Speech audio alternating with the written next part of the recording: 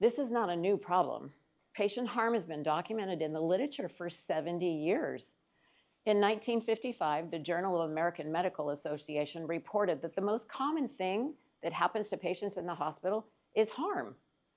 In 1999, a study was done that reported 98,000 patients die every year of patient harm.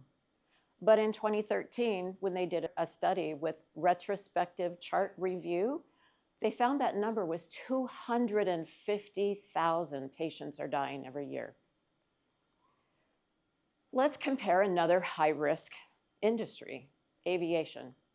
We send people up in airplanes 8 miles above the atmosphere or into the atmosphere at 80% of the speed of sound with about a quarter of the air pressure that happens on the Earth. Everyone that gets in an airplane expects to land safely on the ground, and most of the time they do. We do this 28,000 times a day, 10 million times a year. But the aviation industry, just last month, had a mid-air collision, a military helicopter and an airline that killed 67 people. That happened in my backyard in Washington, D.C. Everybody was shocked, and everybody said, what are we going to do? We've got to fix this. Well, we have the National Transportation Safety Board that investigates crashes, and they find what happened, and they share out so it doesn't happen again. They want to know what caused this.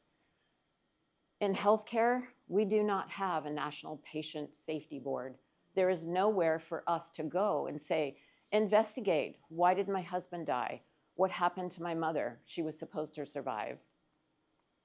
If we compare that 250,000 patients a year, that equivalates to 684 patients every single day. But the airline industry in 2 decades has only lost 249 people. I'm not minimizing those deaths, but in comparison, you can see the difference there.